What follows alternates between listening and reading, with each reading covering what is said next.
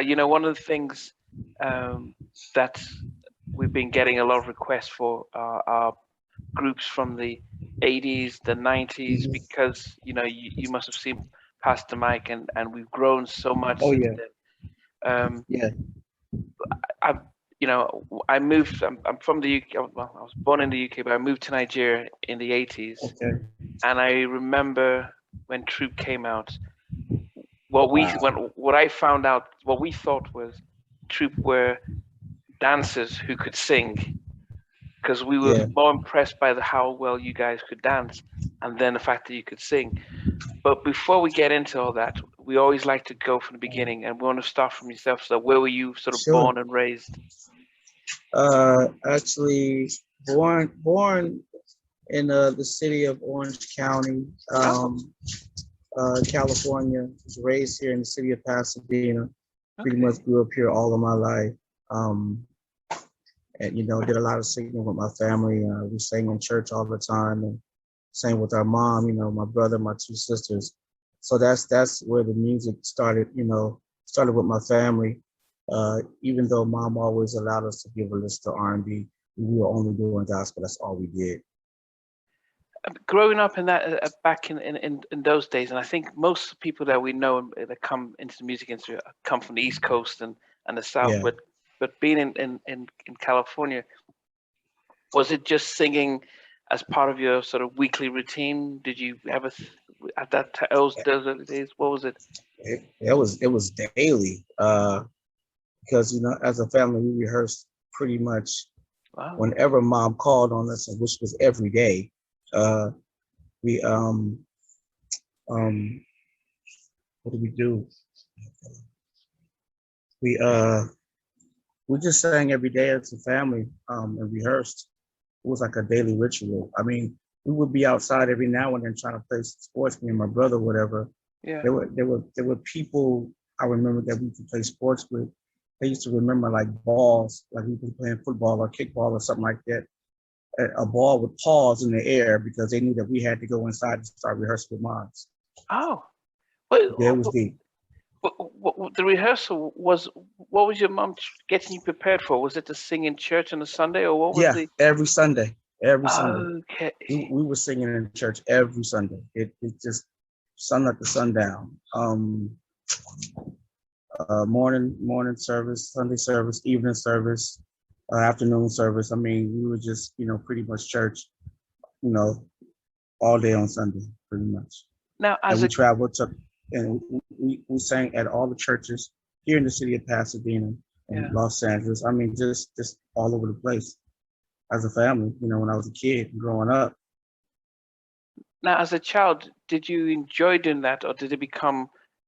Did you after a No, while? Okay. Okay. no. Okay. It's something that that you were made to do because she used to make us sing. So singing was just not the thing that I wanted to choose for my life. I want to be a basketball player. Don't laugh at my height. I know that I'm 5'6", and I'm going to keep my 5'6.5". I have a really good jump shot. I still shoot every now and then, and uh, but as life progressed, I ran into a friend of mine, which we were both big time Michael Jackson lovers, and I'm speaking of Steve Russell. He was a great, incredible Michael Jackson dancer, but Oh, I never knew that he had the voice to be able to sing. I didn't know that at all. yeah. We just had it was just us, a whole bunch of kids from the Boys and Girls Club, and we would go ahead and do Thriller and Beat It. Then he would go ahead and do and do Billie Jean, and then he would just go ahead and turn it out. So I mean, he was really good at that, and so I admired him for that and what he was doing and how good he was as a dancer, as doing Michael Jackson. He was awesome. So, but by this time though, you're still singing on the weekends. Yeah, Isaiah yeah, Thomas was probably, was he 6 foot? I don't know, but he was a little man in the NBA. But yeah. you were still having hopes to play basketball, or was it like? Well, I think it all changed once, for me when I ran into Steve, uh, and it was just the chemistry that we had at dance as being dancers. But still at that time, I didn't know that he could sing, you know, and Okay. not, you know, not, it was, I think he had just turned 13 or 14 years old, and his mom got him like this chocolate cake, got him the Michael Jackson black and silver beaded jacket, and got it and gave him a chocolate cake and a $20 bill. I remember like it happened yesterday. Wow. And he was on the phone with the girl, and he was singing the Michael Jackson song. He was singing "Lady in My Life," Oh my and I was like, "Whoa!" I said, "Man, you can really sing." He said, "I can." I said, "Yeah." I said, "Steve, you can blow." I said, "Man, quiet as kept." I said, I sing too, but I don't tell people.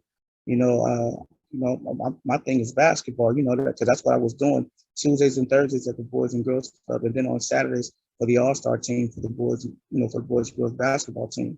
And so I at one point, I think I was playing on, before I hooked up with Steve, at that time, I played on about maybe 4 different basketball teams at one time, trying to wow. run away from singing, you know, you know, even the youth pastor would have a meeting with my mom and was trying to get me to stay home more so I can be able to go ahead and sing more with the family and everything. But I was really getting serious about basketball at that time. Okay. So when I met Steve and found out that he could sing, it was just how ironic that God used him to pull me back into really doing what I'm supposed to be doing, you know, as a singer. So Yeah. yeah, it's pretty cool. Because at that time, were you considering going to college to play basketball? I thought about it. My church, I believe, in the year of '87, and I had just graduated from high school at that time.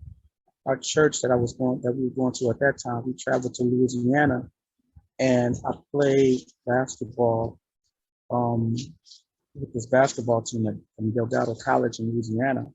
I went to go play ball with them, and actually got a chance to talk to their coach.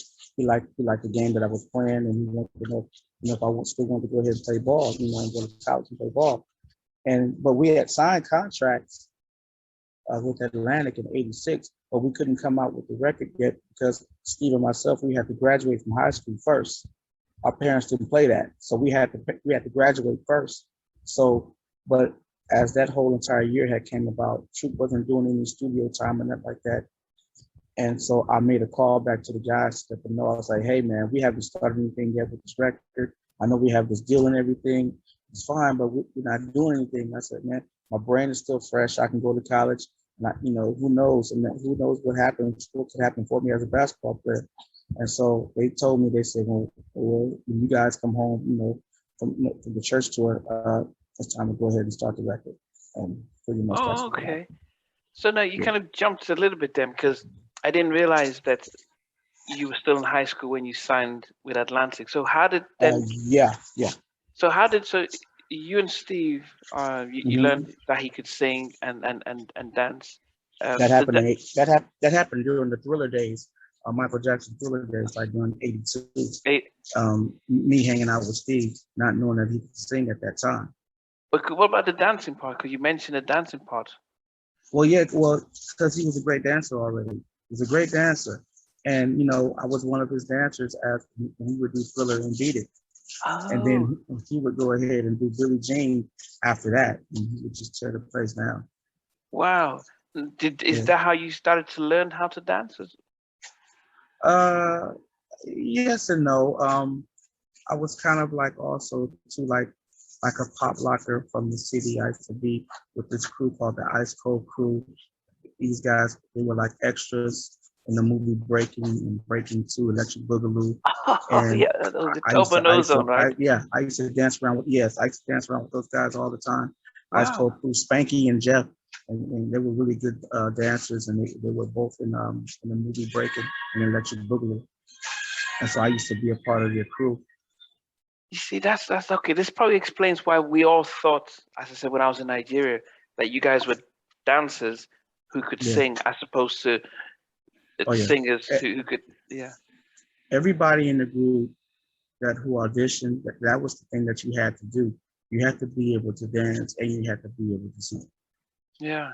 But then how did Yeah. then, so you and Steve together, you were singing, and you had the talent show.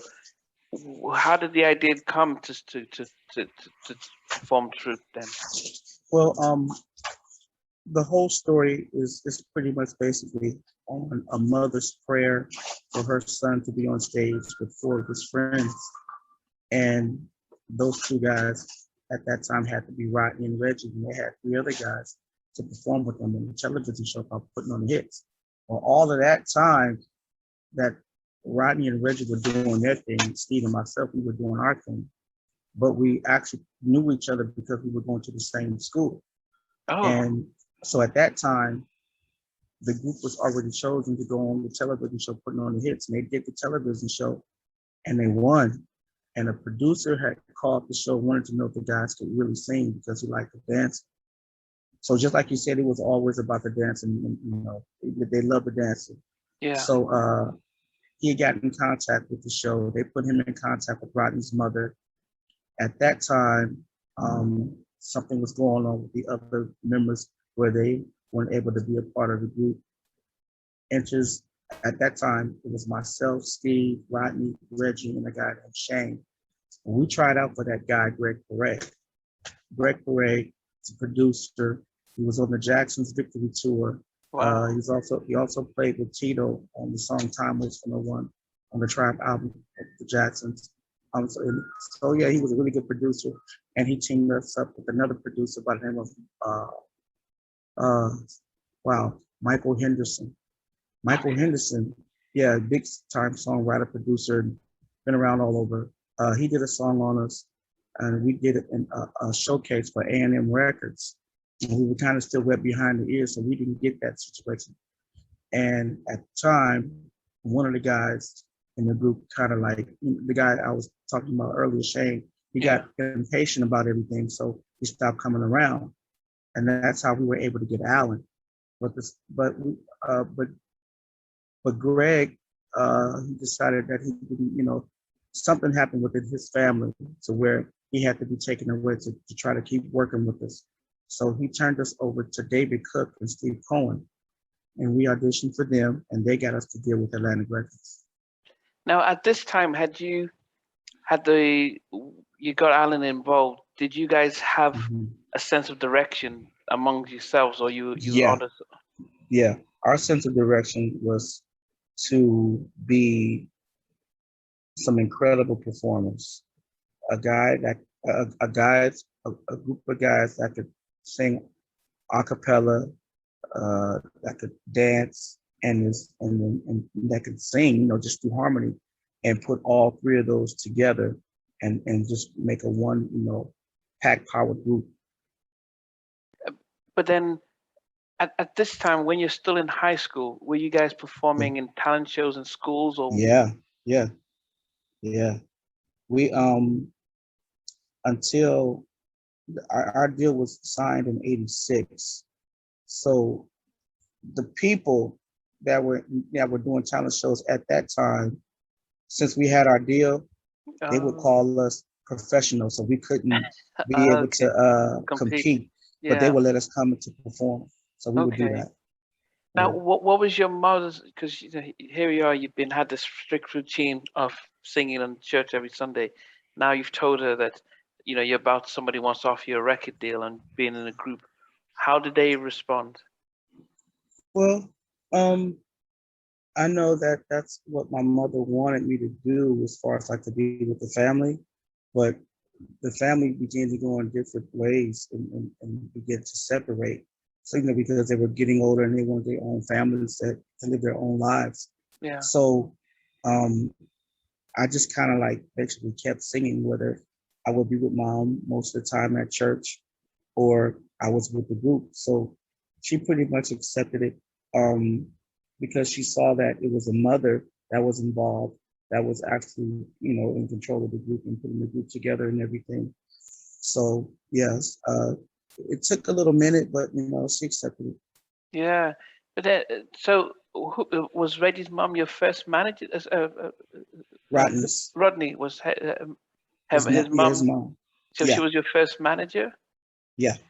Okay. Now, did she know anything about the industry at that time, or?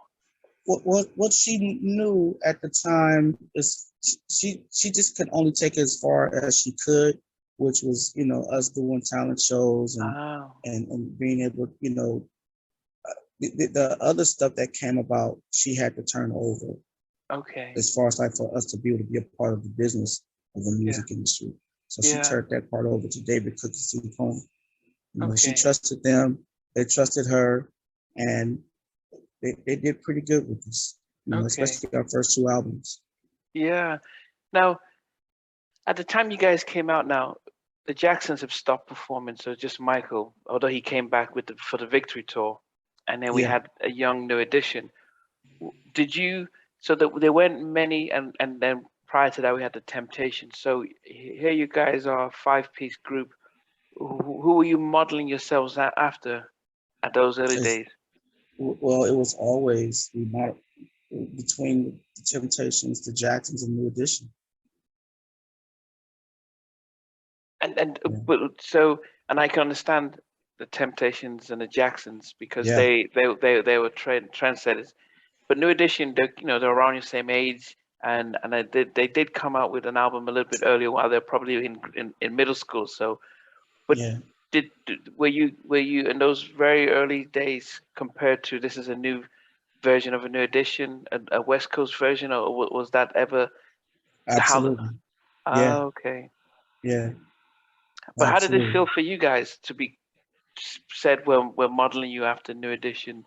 Did you feel no, we're a different group, or what was it like for you guys? We knew that we were a little bit different, but we actually followed, we tried to follow the path that they were on.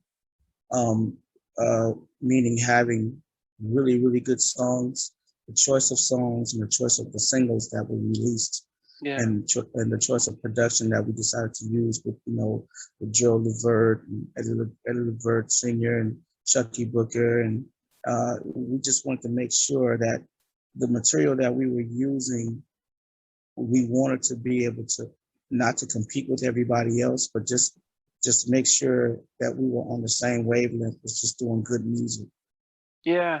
So here you are now, five young kids, being put together. The name, where did it come from? Well, it came from a television show, uh, series called F Troop. And so Steve, you know, we talked one day, and mind you, Mamacita was coming out. Our first single was coming out within 72 hours. And so we didn't have a name yet. Okay. And because the name that we kept, names that we had, the label, they didn't want to get with none of the names that we, given them. And so because of this dance that's actually called the Troop, coming from this dance group that I used to dance with called the Dramatics, we did a lot of street dances and stuff like that that we made up. And I brought some of those same dances to the group. And it just kind of basically fit on what was going on with choreography. Mm. And it kind of fit with basically what like our style was. And Steve said, let's just be true. And it worked. And called the label, told the label, okay, we want to stick with this group, this name called Troop. And they said, fine. And I guess they said fine because they had pretty much 24 to 48 hours to go ahead to release that first single. Wow. Goodness Yeah, gracious. yeah. So, but the recording part then, because if you've never been in a studio, what was it like being in a studio and having to learn how to record a song?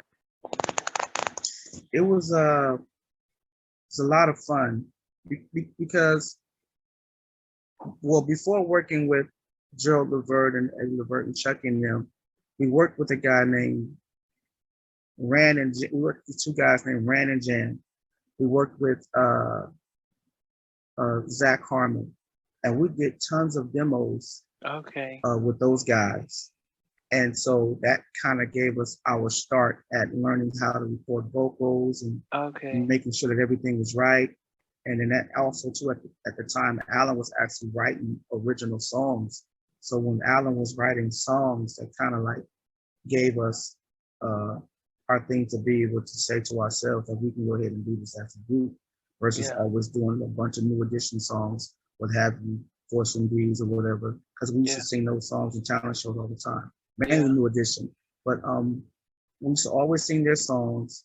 And then once Alan had joined the group, Alan started coming with just writing different songs and melodies, and that kind of gave us the brainstorm of being able to go into the studio and start recording our own stuff. And David took the free form with the guys for that to get us in contact with those producers, Zach Harmon and Ran and Jan. And then we just grew from there. We got our deal with Atlantic, and then Atlantic had put us in contact with Gerald and Chucky. Oh, So we kind of basically already had the know of what to do before we got there. yeah. Your first single, Mamacita. So as I said, did you know how big the song was? Because I was in Nigeria, so I don't know if you guys were aware that across the Atlantic in Nigeria and Africa and across that, you guys had a song that it's a hit. But do you guys realize how big the song was at that time? Well, to be honest, you always test your stuff on people. And at the time, I was an extra in this movie called Coming to America. Okay. And I was with a friend of mine, and we was on this bus getting ready to drive up to a site so we can be able to do some shooting. And we had just finished. I just got the demo. It was fresh. It was just, it wasn't mixed and wasn't mastered. It was just a rough copy of the single, and it was saying this is going to be our first single. So I told my friend who I was sitting with, Proctor Barnell, PB3. We was hanging out together. He was on the bus, and he told me, he said, "Look, man, this is going to be you guys' first single." He said, "I need you to go ahead and turn on your box and play it." I said, "Right now?" Because I always had a radio with me, but I would take the radio up to the site and plug it up and play it. I would play it like once we would get settled. Yeah. And he was like, "No, play it now, play it now." And so I hit the play button, and those congas in the beginning, they start and everything. And when the beat drops, he touches my shoulder and he says, "Look at the heads. Look at the heads on this bus." There was a bunch of people on the bus that we were riding up to the site to be able to do some filming. And he said, "Look at all of these heads." And everybody's head was just doing this. And he said, "You got a hit, you got a hit." So yeah, it was, but as far as taking out as well as it did, never would imagine that it would get to, number 2 Billboard or Yeah. number 1 R&R. That was amazing to us. Yeah, and I said going across the world, Yeah. as I said, that was the first song that I remember when I was in high school hearing from you guys, and then Wow. seeing you guys perform. The rumor we had was that these, because we all watched breaking, Turbo Oh, yeah. and was big Oh, yeah. also in Nigeria, I remember, and so because breakdancing and stuff was so big around the world and around that 80s, and then you guys come out with a track and your performance, it just took us by surprise. So as I said, we grew up with New Edition because we saw them as kids, Yeah. but we didn't see their performance until their Heartbreak album. That's when we really saw them do that. That's when we saw them dance. Yeah. But you guys, this is how you guys came out as this incredible performance and stuff. How you said you were on a set of Coming to America. Did you ever think, okay, I can do some acting and singing, or was that just a one-off and then focus on the music? It was just a one-off. I was doing something for my sister's mother-in-law. She worked for NAACP, and she was like, "Look, I'll come up and be an extra in this movie Coming to America." So I just did it for her. Okay, not realizing. But it was a lot of fun. The great thing about that is that I met Sherry Hatley, I met James Earl Jones, Wow. I met who else did I meet? at that time. I met John Amos, talked to him for a little bit. Okay. I talked to Vanessa Bell Calloway, Wow. uh, and talked to Arsenio Hall. And this is all before anything had happened for Troop to be able to perform on his show. Yeah. So, because this was like 1986, 87, like 87, because his show had just started, and his first artist on his show that performed was Marlon Jackson. Okay. And so for me to be able to meet Arsenio on the set of Coming to America and letting him know about my group, he was just like, okay. And then all of a sudden, there's no other R&B group to perform on his show 7 times like that. Wow, 7 times. Yeah. Did he remember the conversation he had with you? Oh, yeah. Yes. Yeah. I mean, no, that I don't think we give him enough. I think artists from the 80s and 90s do recognize his importance to not just Black culture, but for Black music. Yeah. Given because MTV wasn't making it possible, and this is prior to Right. BET. So, but people just forget how influential, how important he was just for the culture and everything. But then Mamacita drops. What does it? How much does that change you? And are you still going home, still in the neighborhood, and everyone's saying, "John, what are you doing?" What happens? Yeah. It's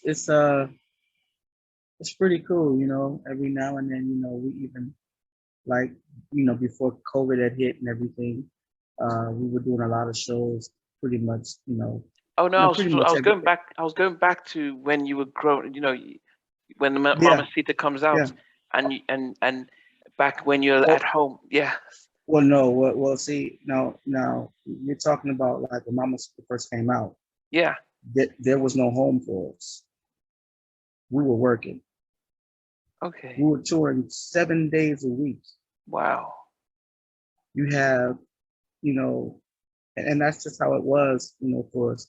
We were promoting our first single, and we would perform Mamacita, My Heart, and Still in Love. And we were doing performances 7 days a week. Wow. And this happened like right after, I would say, when Mamacita was released, we were home for a little bit because Steve hadn't graduated quite yet. Okay. So the single comes out in June. Steve graduates in June. So it was the perfect timing for us to be able to go and do what we had to do as far as I get out there and start working and promoting the single. So we barely saw Steve. Steve didn't even have a graduation party. We had a concert. We had a concert that night, so he couldn't go out and celebrate his graduation. We had a performance that night, and then I would say not even a month later, we were on a 60-city promotional tour. Wow. Yeah. Now, as 15, 16, 17-year-olds, was it fun, or did it feel like lots of work, or was this like we're living our dream? What was it like? No, we were at that time, we were 18 and 19 years of age, so we were out of school. So school was over for us. I graduated 87. Steve graduated 88. So the single comes out in 88. So after that, it was just us. That's all it was. But did it seem like work, or did you feel like you were living our dreams? How did it feel? It was both. I mean, it was both. We had a crash course on finding how both that it was work, it was fantasy, it was dream, all at the same time. Yeah. And then when you guys came out in 88, so this is what was it like? Who was in this on the charts that you were competing with, in a sense, for at that time? Well, everybody was out on the charts. Michael was out still. He had Bad. You had Bobby Brown. Just Don't Be Cruel. And you had New Edition with the Heartbreak album. Tony. Yeah, let's Guy, see, Guy, and I'll Be Keith Sweat. Sure, Yeah, yeah. Key Sweat. Our first tour after our promotional tour was with Key Sweat. So it Wow. was, it was a journey, man. It was a journey. It really was. But everybody who we had looked up to, who we admired, who we liked, was out all at the same time. Gap Band, the whole 9 yards. Oh yeah, Everybody Gap was Band. still out Yeah. making records.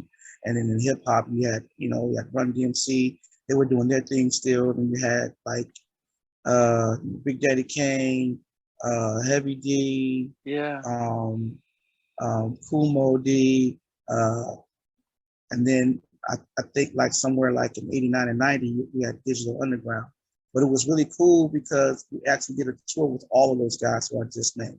Yeah. And the only R&B act on that tour was ourselves and Stacey Lattisaw. So Stacey Lattisaw, Truth, that Digital Underground, uh, Queen Latifah, uh, Biz Markie, rest in peace, Biz Markie, Yeah. had Big Daddy Kane, Father MC. It was a great tour. It was cool.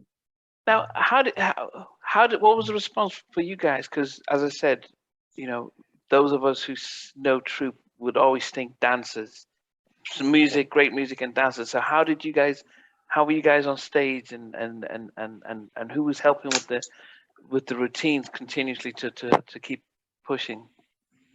Well, mainly Troop, we do at least 60 to get 60 to 80% of our own choreography, Wow. and we would probably get with like whether it be Jeffrey Daniels, Jeffrey his Daniels from partner, yeah, Shalimar. yeah, Wow.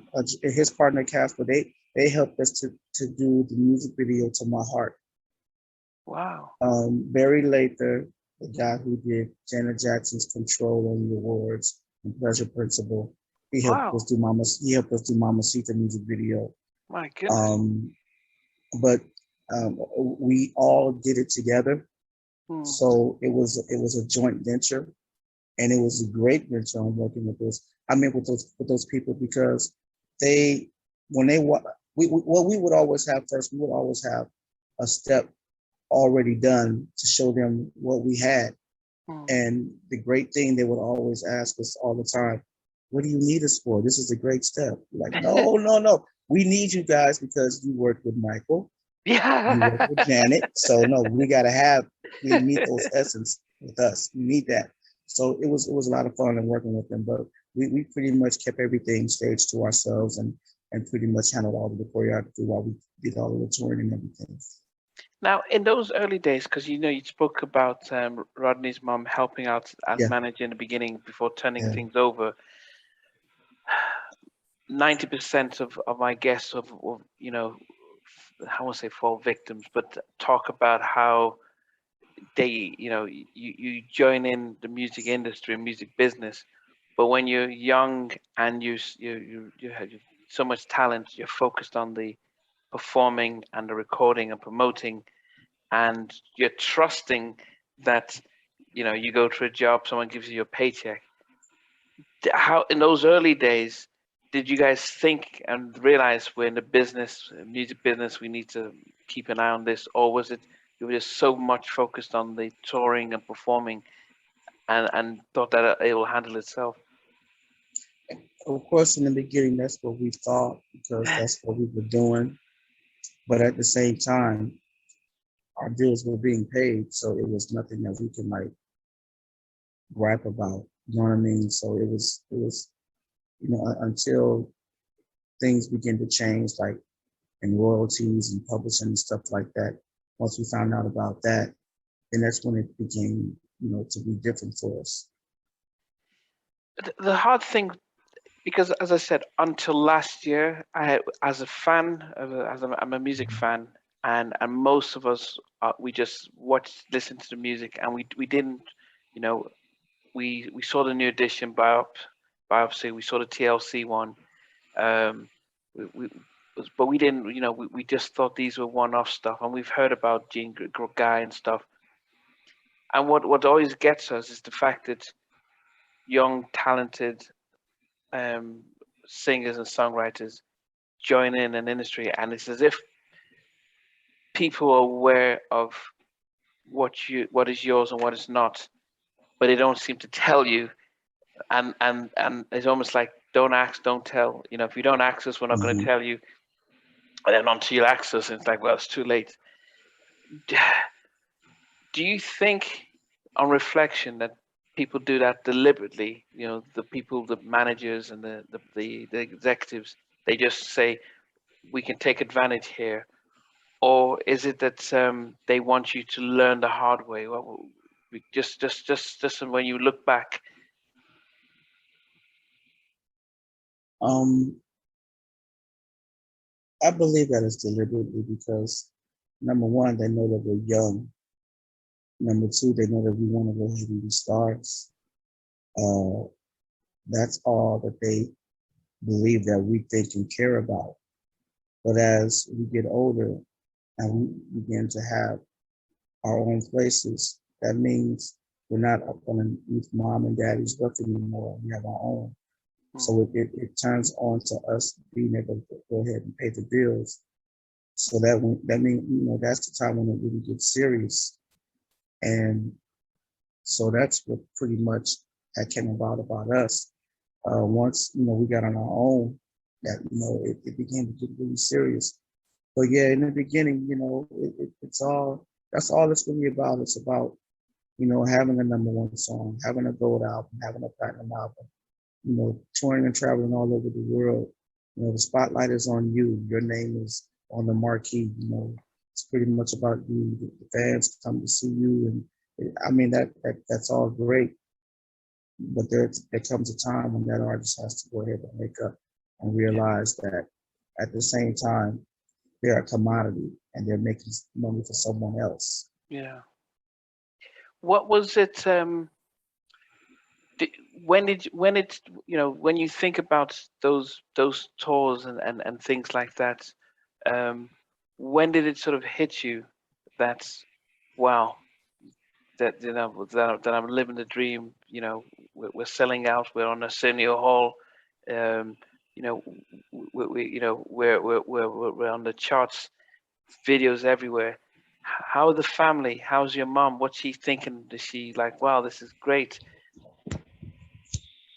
Yeah, because they're seeing things that that they thought of now coming to pass. Like when I was able to give my mom that gold album, for Yeah. my second album, and it was just it was a joy to her. Or even like when we began to start doing our own like tours and stuff like that, and we would have like our own clothes, like our jackets and stuff, like our touring jackets. And my mom was able to get a touring jacket, that stuff like that really made her happy. Yeah. Yeah, really good. The and I do remember what I was gonna say now. You're doing the tour, your album, the Attitude Goes Gold. It is amazing how in the 80s record labels, gold was massive. I think in the 90s Yeah, because they spent millions on videos, you needed to you're go right. platinum before, and they wanted quick money. But gold was massive to get a gold album and Yeah. stuff. Um, you're working that. What's the direction when you're going back in to start doing? You know, were you then all was Alan doing most of the writing, or did you all get involved to start writing and creating the sounds for your follow up albums?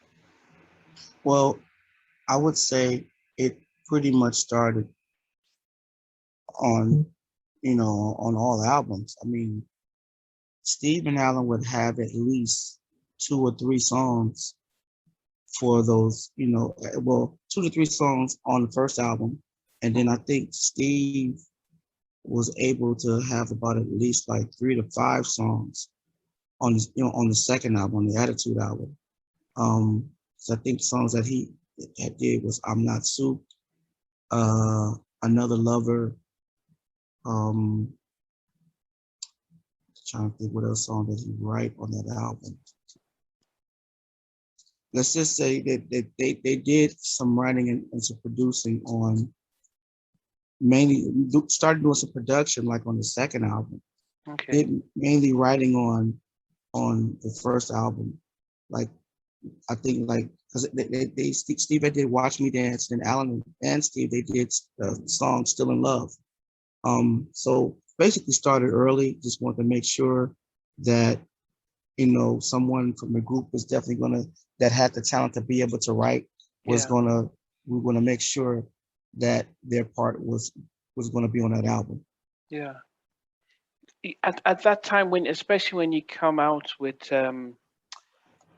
Attitude and New Edition are Yeah. coming out with Heartbreak, what do you think was the difference between the two albums and how? Because New Edition seemed to be a lot more. They were on the radio a lot more. In some sense, Well, was that was '88. So at the time, it was our first album okay. that had Mamacita. It was Mm. our first album and any Heartbreak album that was out at the same time. When Attitude had dropped, that's the time when BBD was coming out, and then you Uh, had you had Johnny.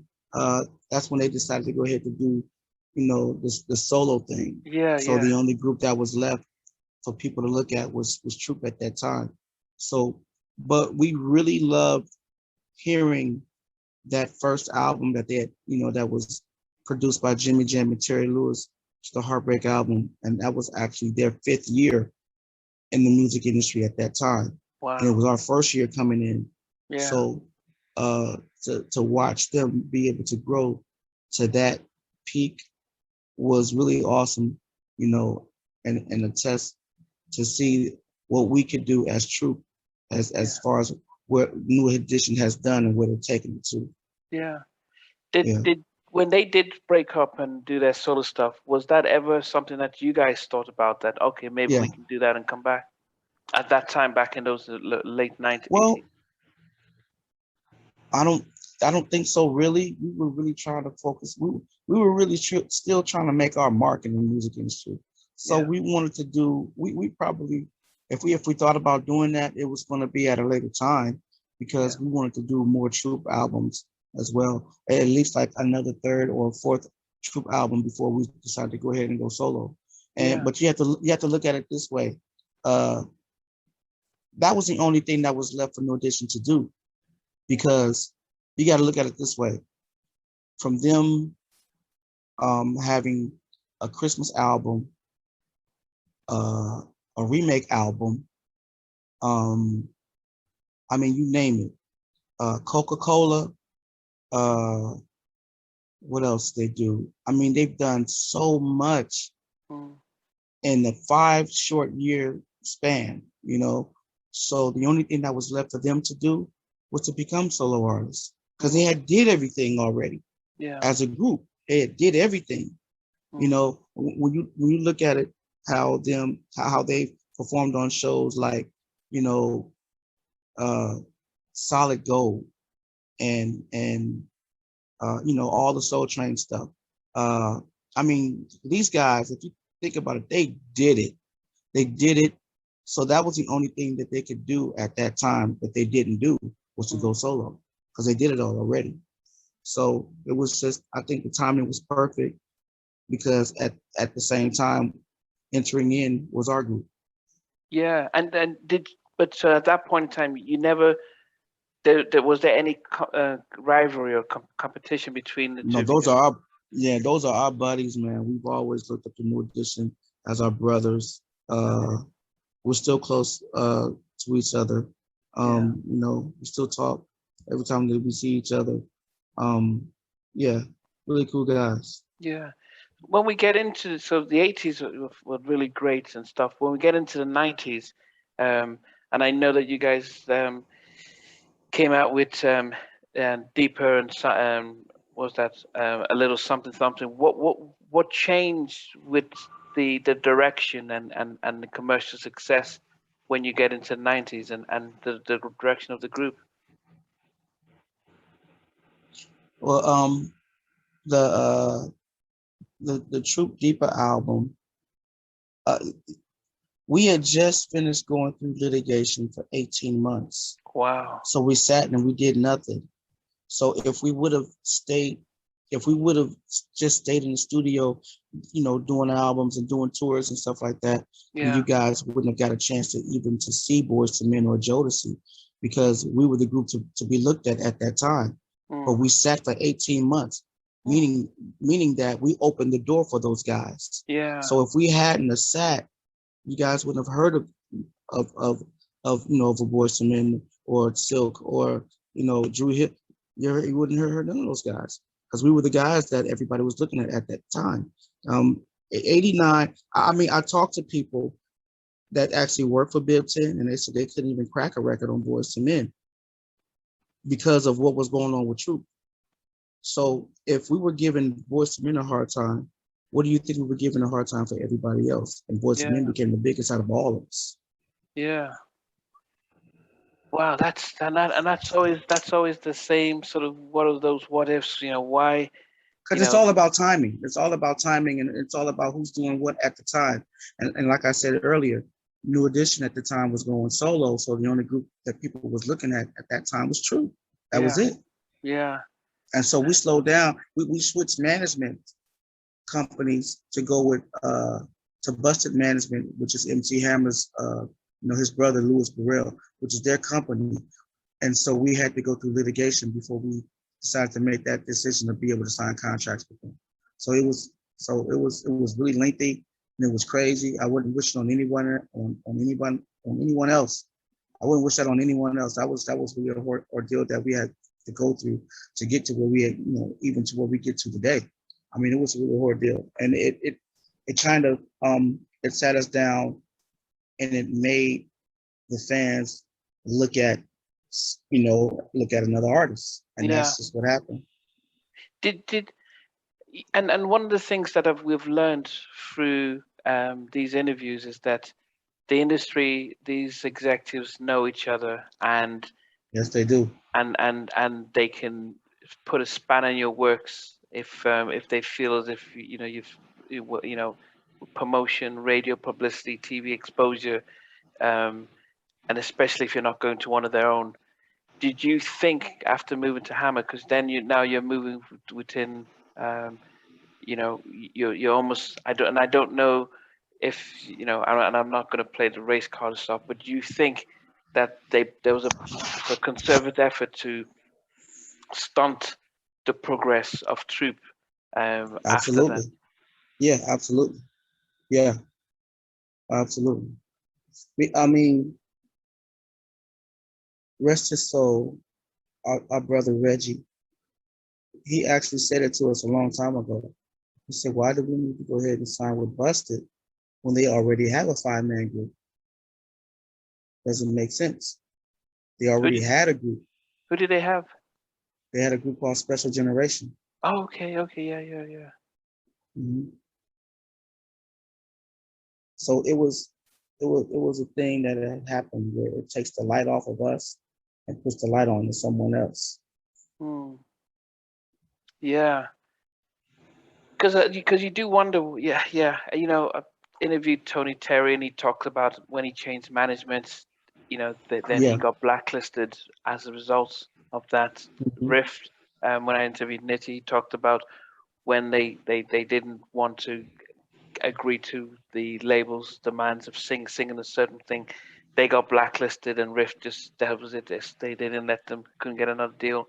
And I think it's quite easy to think that, okay, we've already got hit records, we can do it by ourselves, not realizing that the whole media and the whole industry is controlled to a point where we didn't get to see your videos played on radio stations or seeds thereafter. And but you did come up, you still were able to come up with albums consistently. I'm looking 1, 2, 3, 4, about 5 albums. But did you realize that you weren't getting the exposure, and how did that, were you then relying on just touring, or what sort of changed by late 90s? Like I said, we opened the door for Boyz II Men, so Jodeci, and it was like so much had expired during that 18 month of us not doing anything. And then And then I also want to speak on that what you said about being blacklisted. It's real. It's real. It happens. It happens to the best of us. It is what it is. And I'm just going to leave it right there because uh, we're still together. We're still doing performances. We're still doing shows. Now that it's not, we just finished doing a show in South Bend, Indiana. Yeah, with Big Bob, And I saw that. yeah, that's our partner, and Danny Boy, and it was a great show, a great turnout, and the fans loved it. So, and our next show is August the 13th in Sacramento at the Guild Theater. In September 25th, Dayton, Ohio, with Carl Thomas and Dave Hollister. So it's like the work is still coming in, and pretty much that's all. That's all that really matters to us. Yeah. We want to work. We want to be in front of our fans and give them the memories that they used to have, Yeah. and just let them have a good time. At the end of the day, it's really not about us. It's about them. Yeah. And I think that's the one thing that we are seeing, that the fans are the ones who, if we put up a poll and says who, do you remember these songs from the 80s, everyone starts remembering about where they were when Yeah. they listened to the song. So you can see how these songs, it's always about them. I guess the question then becomes, when you guys, after your final album, do you guys disperse, and because I know you're back, and it's very sad the passing of Reggie last year, but at least the four of you are back. But did you guys go your separate ways after after the late 90s, and start to work on individual stuff, or were you always back as troupe touring, but we probably wouldn't have seen you on TV? Well, we were always on the phone with each other. Um, you know, Steve was writing and producing. We started writing and producing for a lot of people that we hear even today. Like the Omarions and Wow. B2Ks. You got Steve did Got to Be for B2K and Why I Love You, and he Wow. did Invincible for Fantasia. Wow. Um, Can't Live Without You for Charlie Wilson. Homeless for Charlie Wilson. Um, so he's been keeping that sound out there, letting people not even realizing that that's a true sound. So Yeah. it's pretty cool. So he was out there doing that a lot. Worked with a lot of people, a whole lot of people. I just named a couple of them, but he named them. But he worked with a lot of people, and so he kind of basically kept that sound out there for us. And but we always was on the phone with each other talking. We knew that at that time we couldn't do anything because of we didn't have like people in that was we didn't have management anymore, and we didn't have anyone in our ears to help us to pull us back together to at least do concerts and stuff like we're doing now. We have that now, but we didn't have that like during like say like 95, 96. Yeah, like 95, 96, we didn't have any of that. So we basically regrouped for 97 to do the Mayday album in 98, because a friend of ours, Derek Traylor, he put us together and said, hey, I got a situation on the table for you guys. You guys have to go ahead and think about this. And that's how Mayday was born. And so we put Mayday out up on the Action Entertainment / Koch International. Mm. And so we kind of slowed down again after that. And Steve got back into writing and producing and stuff like that for artists. Then he would go ahead and give us a call and say, hey, I think this song fits us really well. And he would call about a song that he wanted to play for us. And we go into the studio and cut it. And then it ended up, getting us back together, getting us jarred again, getting us excited again about, doing more concerts. And then a couple of friends that ran into us that one's been working for Interscope Records, Ian Fletcher, another friend of ours that actually helped us choreograph Spread My Wings with Tony Basil, Doc Clark. They got us back together in 2004, I believe. And pretty much we've been together ever since. Okay. Okay. And because I think generations pass, and Yeah. in the 2000s there was a big 90s revival and stuff. But because you guys were big towards the late 90s and early late 80s and early 90s, you were able to catch on to the to those tours, those 90s Hmm. tours. Yeah. Yeah. The Yeah. but then what about yourself when it came to going solo, and not well going solo, but because I know you started to release your own music. How did you? What was your thinking about what you wanted to do as you know, independently? Um, one of the guys, Alan, he spoke to me about it. He was like, "Hey, man, right now, Troop is just doing dates. We're not doing any records or nothing like that." He was like, you need to think about yourself and doing some solo material." And another friend of mine, Derek Bradford, Derek and Alan, they both talked to me about, doing some solo stuff. So they were the ones who kind of like put that in my ear, Mm. and that's basically how it, started. That's how it came about. And so, because when you started to do your solo stuff, what were you thinking? Because I know it's changed. Back in the day, you needed a label and it Yeah. gets on the airplane stuff. But things have changed where you can go digital and stuff. But did you have a sort of a vision as to how you wanted your song out there and what your expectations were? Of course, every artist who's independent, um, of course, they want their stuff to be played on the mainstream radio and want to be out there with everybody else, major wise. My thing was I just wanted to just make sure that the music that I was going to go ahead and portray to put out, that it still flows with how Troop was, as far as like having good music, good lyrical content, and I just wanted to keep that going for myself as a solo artist. And that was the main thing that I focused on, just making sure that every song that I recorded, it was just going to be a great record, regardless. It's kind of hard because you have a lot of people who are in your ear and they want you to, they want you to record something for them or whatever, and it might not be fitting to where you're at. So it's like, it's kind of hard, but at the same time, you know what you have to do. So that's the only thing that I was, really focusing on, just making sure that every song that I was going to be a part of or wrote or didn't write, I just wanted to make sure that it was great. I mean, Quincy Jones said it best. He said, how do you expect others to have goosebumps on the material when you don't get it? Mm. So I just wanted to go ahead and maintain and just keep that same terminology and just make sure that even the material that I'm doing is just as good as. And so, what are your plans when it comes to your own career, solo career? Yeah, I still, plan for something to happen for me. I'm just going to continue to just keep doing what I do, just keeping the buzz going until, it actually happens for me where I'm out of major situation again. So So, I'm just gonna keep on moving forward towards that.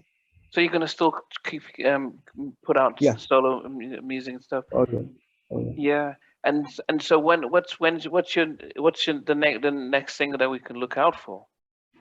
My latest release now is called Cover Girl, and I just finished doing a remix with a female group uh, called X. Five girls. Um, look really nice. They're young. They dance really good, and they sing really nice. But we just finished doing a remix to Cover Girl, and we added a rapper, uh, added a violinist, and added a saxophone player for like a jazz version of it. So it's going to Wow. be pretty nice. Yeah, it's going to be really nice. When should we expect that?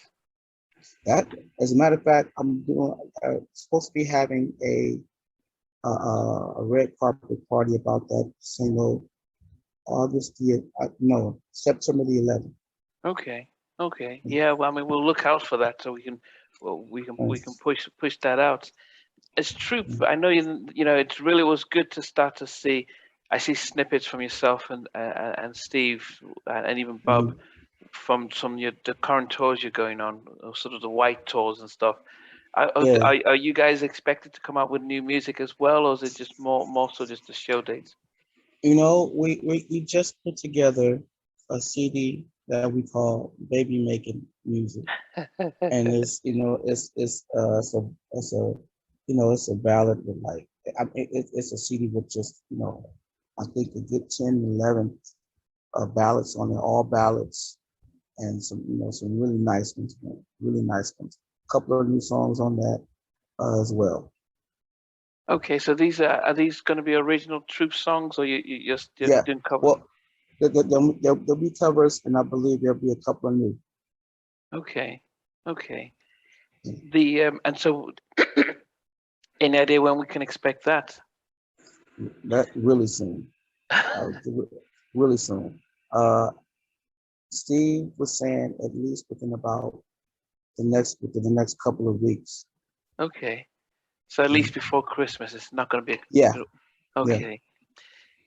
We can't end without talking about Reggie, because yeah. when you guys have been together for such a long time, and you have one of you pass, and how has that been as a group, to continue without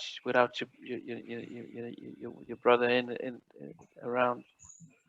Well, we know that he's not here with us in flesh, Yeah. but he is definitely with us in spirit. I've had at least 2 or 3 dreams about Reggie. Wow. So he's actually letting me know that he's there and he's actually performing with us. Yeah. It's it's heartfelt. And now all of our shows are they're dedicated to him. Okay. Yeah. Yeah. But vocally, how does it change? Because as a for us who are fans, we wouldn't understand the difference between no, I don't want to insult anybody, but I wouldn't know the difference between a 5-piece vocal group and maybe 4. Now that Reddy's not there, how does it affect your performances?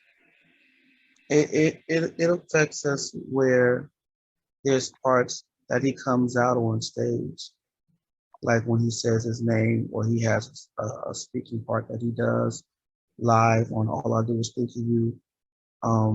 So it kind of like that part of it changes, and that's the big thing of it because that's one of our biggest songs. Mm. So for him not to be able to come out, and I'm missing my click leg partner because he's the guy who I click legs with on Spread My Yeah, Wings. yeah, So yeah, it's man, yeah, wow, this is, and we just had our first performance without him. Our first like real performance, knowing that he's really not here with us now. wow, So it's kind of like it's pretty deep. yeah. So we're just we're always just asking the fans to just hold us up in prayer, keep on praying for us.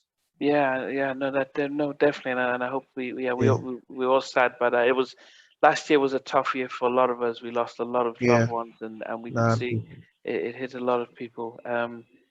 New Jack City, Wow. probably a cult favorite, and you guys, alongside Guy, were actually in the movie. What was it like? Did you know the impact it was going to have, and hear you guys singing Wow. "For the Love of Money," living for the Not at city? all. Not at all. We didn't know that it was gonna be that big of an impact. But then when you think about it, it's like the Black Scarface. Yeah, So yeah. why not would it be that big? You know what I mean? But it was you know even trying to put together that track at first, it was really hard because what they showed us first, we were hanging out with Mario Van Peebles, and he played us the version and showed us the video footage of what Levert had did first. And it was like, why did you even show us that? You know how long it's going to take for us to come up with what we got to come up with now after seeing that? Mm. It was incredible. So it took us a little minute to come up with what we came up with. But we finally came up with something and it actually fitted for, the actual movie and for the track itself. Do you guys still perform the track in your tour concerts? Sometimes we'll just start singing, living, living, just start singing a song. Yeah. Yeah. What of all the songs you've come out with, what do you think the fans love to hear the most? It would have to be Spread My Wings, All of This This You. I mean, when I saw that the performance you did on Arsenio, Yeah. you do the amazing dance routine, and then but what always gets me is when you guys all huddle together and you're sharing the mics and singing, and that's when I realized that you guys weren't just put together, that you guys were that separates you from a lot of other groups who perform, that come together. But I look at it and I still watch that and I see and I say, wow, Uh, that's brothers. yeah. And it seems as if, and I think I wanted to, and I know the question I was trying to ask all that time and I forgot is, in the midst of the success, that 18 months of litigation and stuff, what kept you guys as together? What held you guys together? I would have to say like the love of our parents and our fans. Um, they just, they went to battle for us, And that part that you're talking about on us coming together singing, like we're singing on one microphone, Yeah, um, that was from Spreading My Wings. That was from the Arsenio Hall performance. yeah. And we're just, like you said, we're just finishing all that dance. We got up off the ground and then we come together. That was actually a move that was taken from the Jacksons when they did I Know He Better Be Good to You on Motown 25. Oh, They did that same exact move. And so, and Steve being a really big Jackson fan, he was like, you should take that move from the Jacksons. So we did it. It's worked yeah, out. but it didn't seem like it didn't seem like it was planned. It just looked like, wow, because it's almost like, yeah, and here's my brothers and we're just singing and it's very moving. It's a very Yeah, moving scene, and I think that's what really separated you guys. That you could dance, but you could sing, but you seemed to be a collective.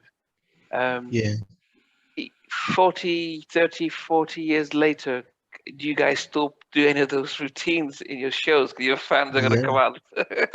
yeah. Can you? It's funny. In South Bend, Indiana, I mean, because when Mama Super first comes on, we break out with the Running Man, the dance Yeah. called the Running Man. So, yeah, we did all of those moves. Wow. Yeah, it was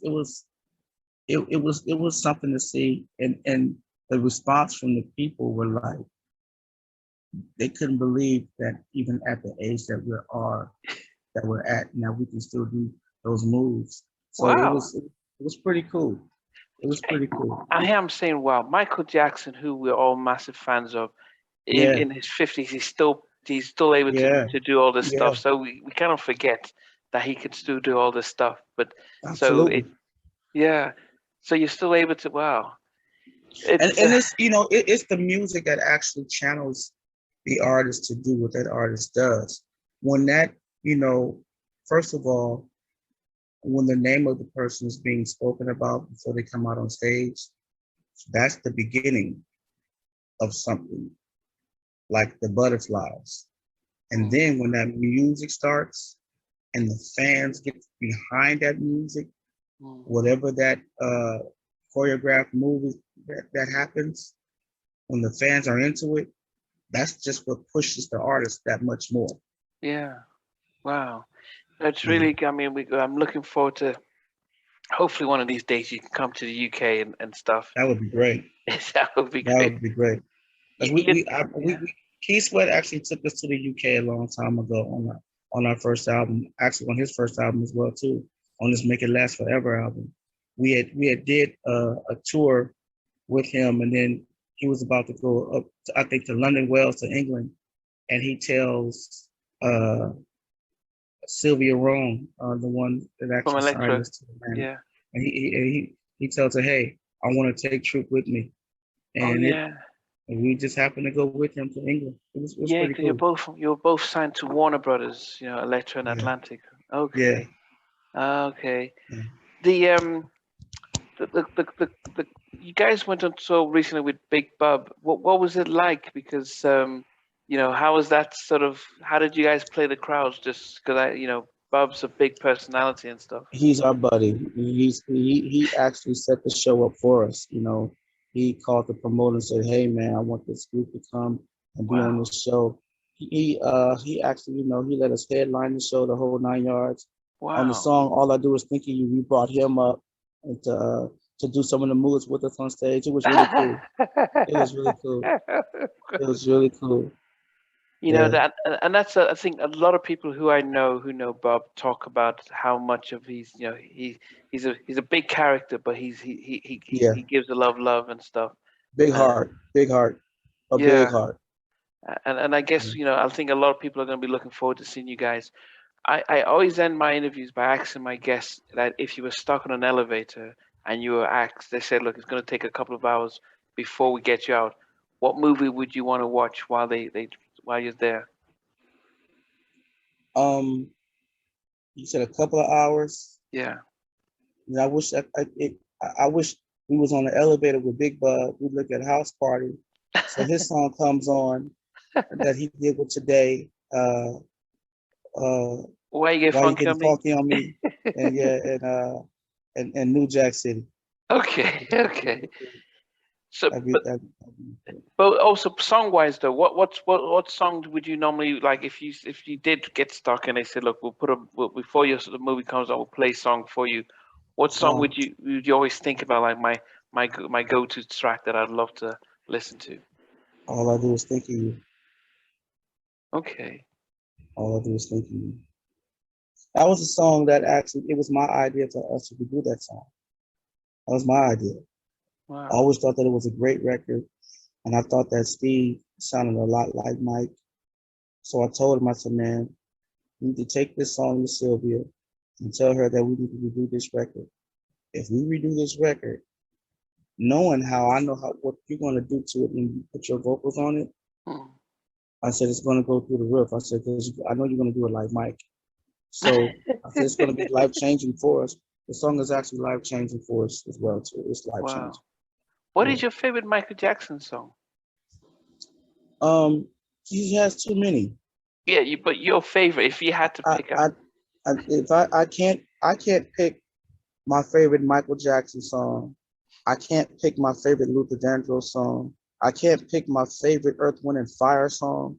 I can't pick my favorite Stevie Wonder song. I mean, it's too many. It's too many.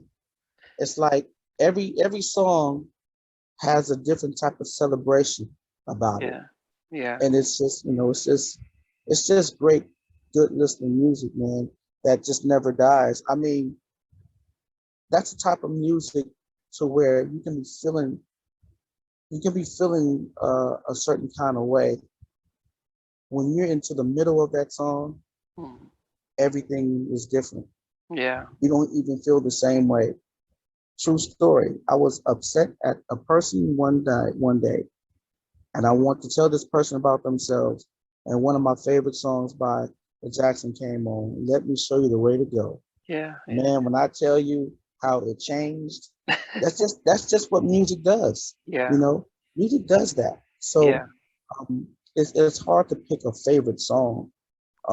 It really is for me. It's hard to pick a favorite song. But I will say this though, I have like this iPod player that has a lot of songs in it, a lot of songs. And if you're not in it,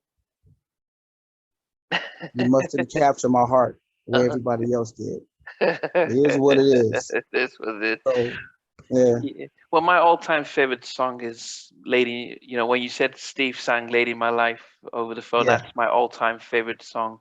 Not just nice Michael record. Jackson song, but just song in Yeah, general.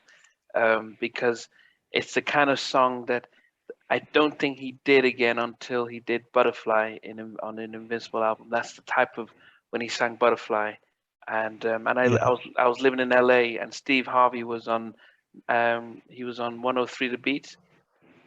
Uh, well, yeah. At that Yeah, time, yeah. back in Before he went, yeah, yeah, yeah. So this was yeah, back in 99, 2000 when I was living in LA, right.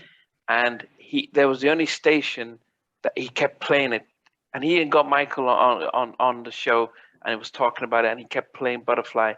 I bought the album, of course, but it was Late in My Life Part Two. It was the side of Michael that people didn't get to see, and I think we got caught up with the bad and all that stuff, and we forget that he could actually lay down the vocals and show a tenderness and an emotional side. Did you guys ever get to meet him or any of the Jacksons? Oh yeah. Actually,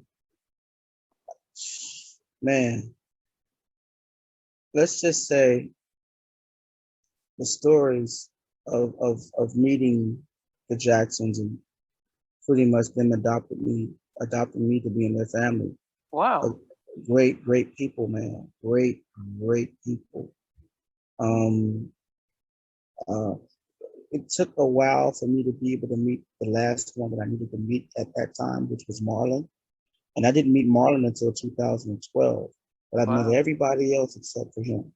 Even Janet And and yeah, Janet, Latoya, Rebe, yeah.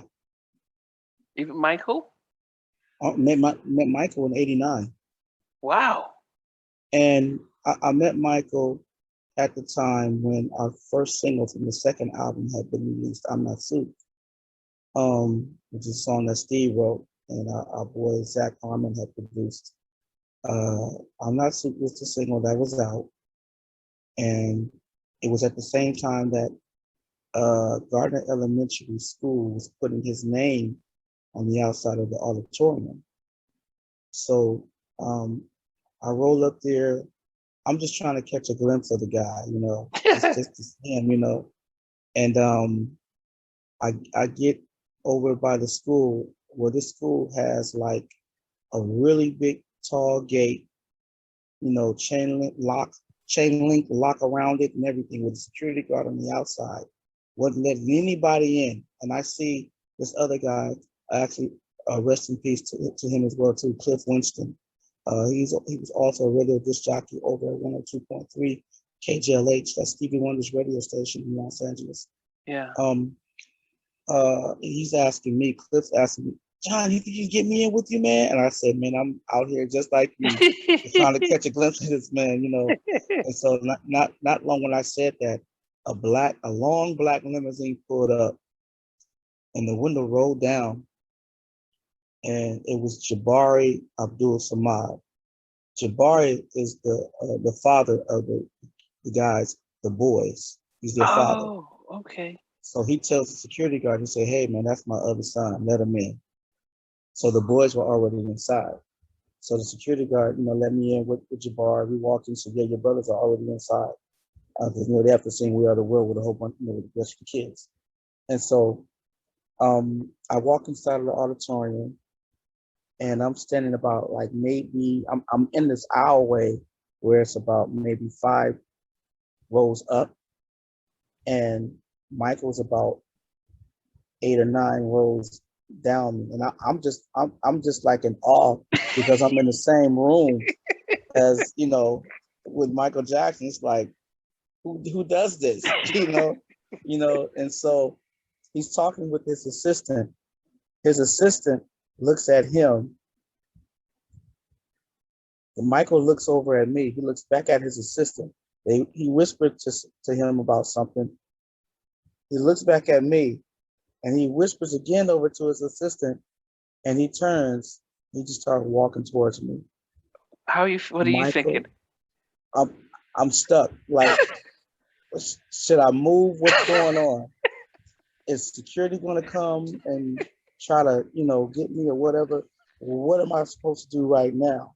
So I'm just stuck there, standing there in this alleyway while Michael Jackson's walking towards me.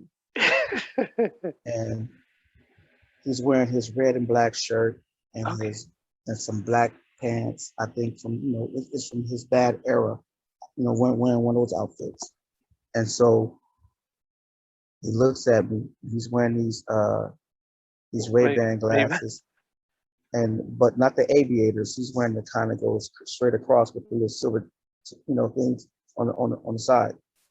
And he pulls his glasses down and he says, John, the truth is amazing. That you guys are bad. He said, my family looks at you guys' music videos all the time. We love you guys. What? Mind blowing. Mind blowing. Did you get to say anything, or you just Well, yeah, well, I did tell him that it's because of you guys and what you guys do and what you was always doing with your brothers. I said you guys was always singing, dancing really hard and still coming back to the microphone and still singing with the vocals and everything. So now we got that from y'all. And he was like, hey, it definitely shows. And so, yeah. Wow. I think a lot of people just don't. I won't go into the conspiracy theories and stuff, but I don't think people understand what he meant, not just for black music, but just music in general. How much of advance he was. He owned half of Sony Music and stuff. He was not just an amazing performer, songwriter, singer. He was probably one of the biggest, best businessmen. And it's but from that from mid 80s up to 90s, no one could touch him. I mean, he was that must have been just an awesome experience. I mean, when you told Steve and the rest, what did they believe it? Did they believe that he actually knows you guys? Oh yeah. Well, I got a picture with him, and we were doing some traveling, and so I brought the picture with me, and I go into Steve's room where he's in the mirror doing something with his hair, or whatever. And so I come in his room and I see the picture right next to him. And he says, "Oh, I can't believe you standing next to." It was crazy. It was crazy. Did you ever make that picture public? I have one of them that's out there that's public. Okay. And I got other pictures out there with me and the rest of the family. They're out there public. Yeah. Well, yeah, you know what? It's been great. It's been fascinating. As I said, most when Troop came out, I was in Nigeria from mid '80s to about '91 before I moved to the States. But as I said, you guys were just always the constant performers. People that made dancing and singing, took it to another level. And it's really good to see. As I said, I was really, really impressed when I saw little clips of both yourself and Steve put out about you guys now together and performing. And I think there's a hunger for people my generation for our favorite 90s and 80s groups to come back out, because we're not getting that kind of stuff now. When you look at the charts, it is very much dominated by trap music. I'm not even going to say hip hop, it's going to be trap music, and very similar R&B songs that all sound the same, no difference, no distinction. So we're turned off with that, and we're looking back to the people who really gave us those good memories. So it's really good to see that you guys are back.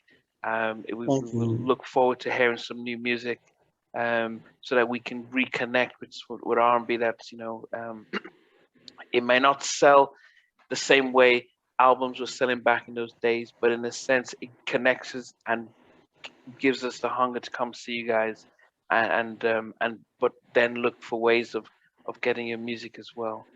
Thanks for watching. Please remember to subscribe to the channel, but most importantly to press the notification bell so that you can be notified when we do have a new interview. Loads to come, but thanks a lot for watching.